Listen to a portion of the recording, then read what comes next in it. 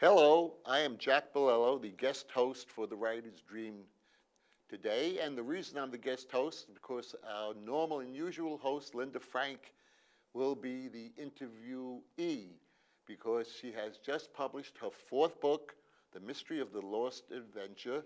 And it's a lot to talk about because there's so much to it that it's my pleasure to be the interviewer for this program. Linda, I wanted to start off by saying, as fellow writers, we both are writers, one of the things that most people will ask a writer is, why do you write? What is the impulse that you got into writing for? Thank you for being the host. I'm usually the host. This is very weird for me, I want you to know. I think that I was a kid who hated to write. I got into high school and they would say, write a composition on green. And I would say, what? But what happens is you become a teacher.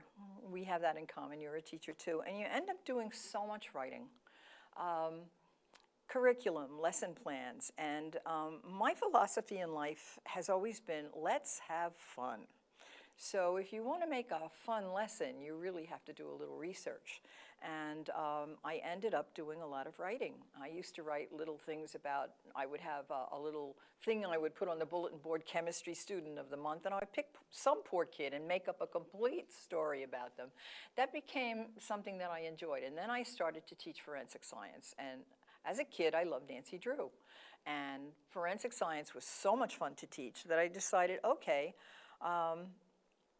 let me see if I can write a book. And I was on vacation and I bought a Nancy Drew. I mean, I read them all when I was a kid, but I bought one and I read it. And I also read a couple of other mystery stories that were written for kids, and I said, you know, I can do this. And so I started the Annie Tillery Mystery Series. The first book was The Madonna Ghost, and The Madonna Ghost takes place on Fire Island. And what you do when you write, I think most authors do, is they try to put in the experiences they've had in their life, and the characters are people you knew, and you thought, gee, this person would make a great, character. There's one character in that book who was actually somebody I taught with, and I pretty accurately described him. And then I went on to Girl with Pencil Drawing, which takes place in Brooklyn, and that's about art forgery, which is a very timely topic today.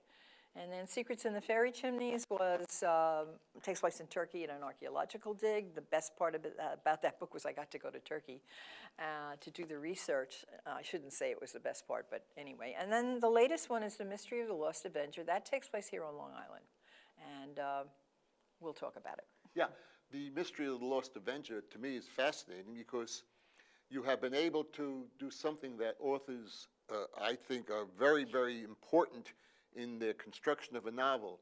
You have been able to feel comfortable in two worlds. And the flashback, I think, is something that you use very effectively, and I have tried to do that in a couple of my novels, too. The flashback enables you to live in the past and the present.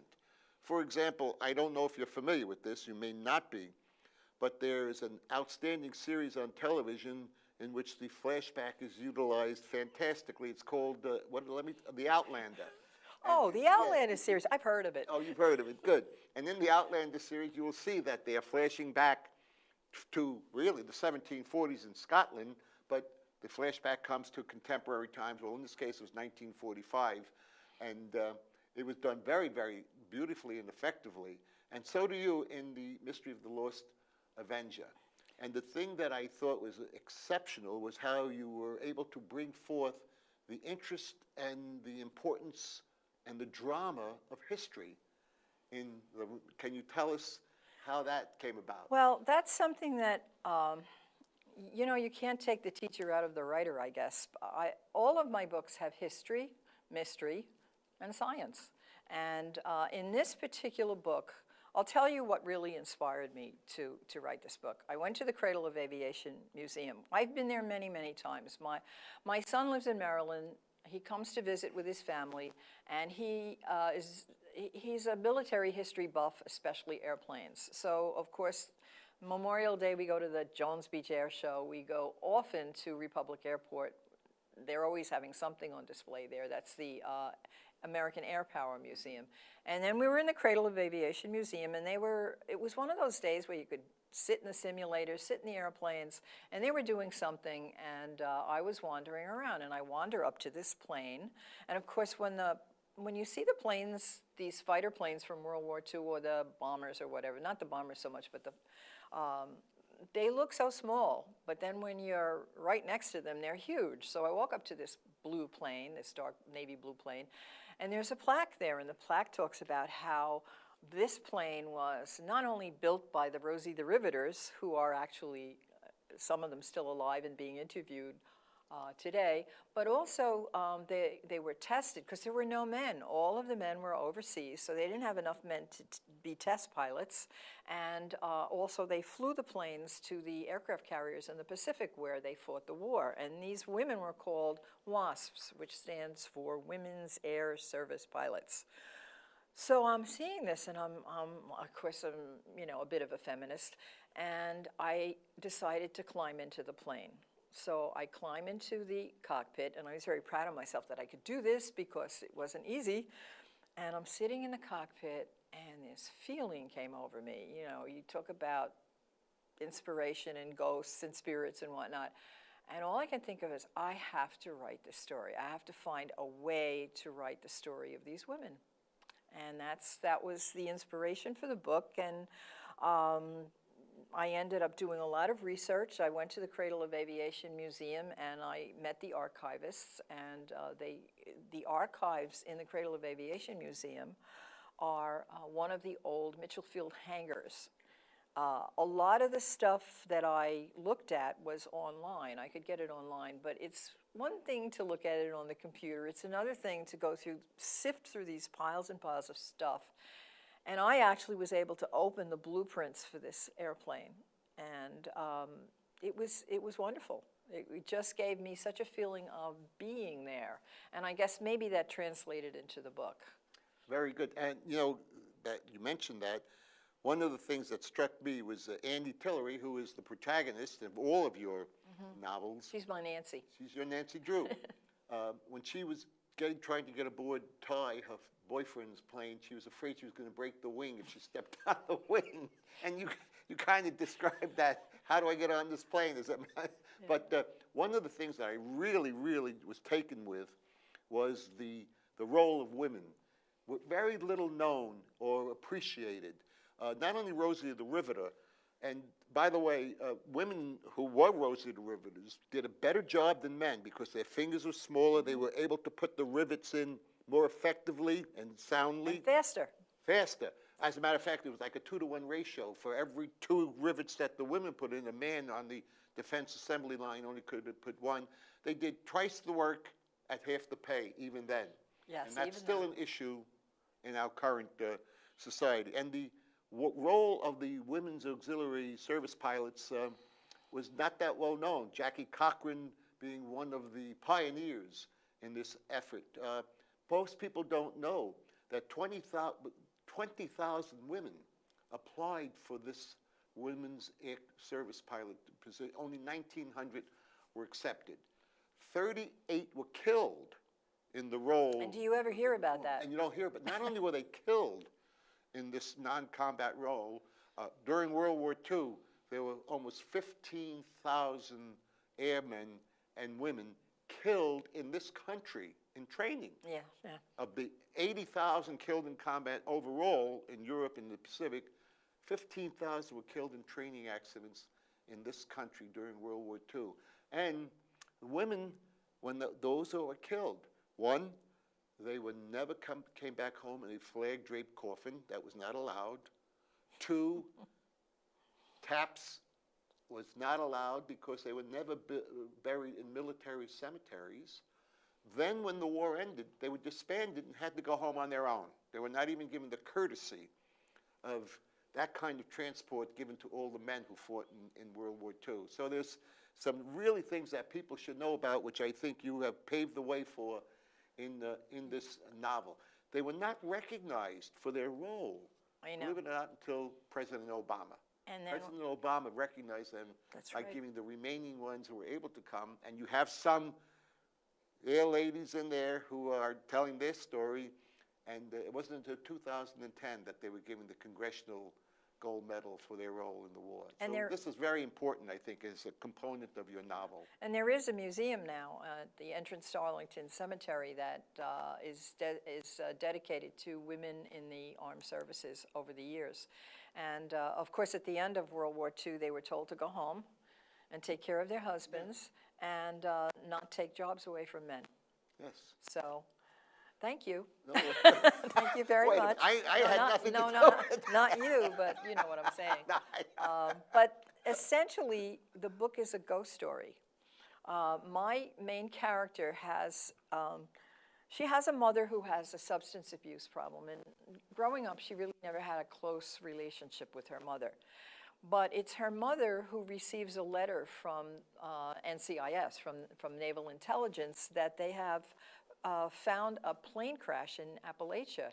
And the plane is an Avenger. And they know that the plane crashed during World War II. The plane went missing, so they knew what the plane was. And of course, they found the remains of the pilot. But they want to know why the plane crashed. Of course they want to know. Every cold case, especially in the military, you learn from it. They want to know what happened. They always wanted to know what happened to the plane. During wartime, there would be all kinds of theories of what happened to the plane. So her mother gets this letter, and of course she brings it to Annie. Annie lives with her aunt, who's a New York City police detective, and her father works for the State Department. He's stationed in Istanbul. So they all come together and they talk about this letter and what it means. They know it's not a relative of Annie's great-grandmother, but what happens is the NCIS tells Annie's mother that there was a note left in the plane, and it was written on a form, like a punch list form from Grumman, and it had Annie's great-grandmother's number on it. So they traced it to her, so they wanted to investigate that angle.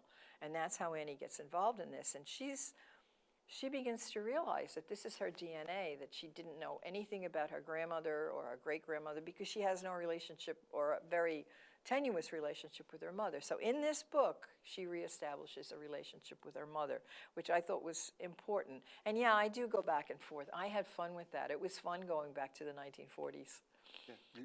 Because I got a lot of pictures, and everybody smoking. So of course kids play with smoking, and so Annie says at one point in the book, look at them, they're doing advertisements for Camel cigarettes, and Annie's mother explains, well, it was very glamorous to smoke. Women imitated how Marlene Dietrich, would blow cigarette smoke out of her mouth. And then there's that famous line from Betty Davis, Peter, give me the letter. So I had a lot of fun with going back in time. Of smoke. And here we have four of the, the wasps. fine ladies, the members of the WASP service, and here's the pistol pilot mama. Is the plane, it looks like a B-24 in back of them, or B-17, but either one was one of the sturdy workhorses of World War II. And here they are, young, pretty, the world in front of them. And some of them never got back, including, World War II, the role of women. Many Army nurses were killed in World War II. They were right in the combat zone. The aid stations only 100 to 200 yards behind the front lines. And any time there was a barrage, an artillery barrage, they were in harm's way.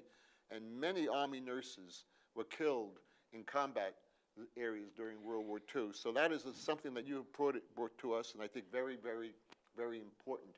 Now, in one part of the novel, Aunt Jay, who is Annie's Jill. Aunt Jill, yeah. Aunt Jill, but they call her Jay in the novel, I noticed. And Carol, Annie's mother, asks Jill, do you believe in ghosts? And she says, I don't know. Well, let me ask you this question, Linda Frank. Since a ghost is so important in this story, do you believe in ghosts? That's a question. No hedging, no fudging. No. No, I'm not going to do what the politicians do, answer another question. I'll answer this question. But it's a very important and interesting question to me, because I actually believe anything is possible. I have a science background. I taught chemistry, biology, and other things as well. And the current theories in science, like string theory, which string theory basically says that energy exists as these little vibrating strings, whatever that means. I don't really understand it very well. Someday I'm going to delve into it, but what it really comes up with is that there are many more dimensions that exist that we are not in touch with than we know about.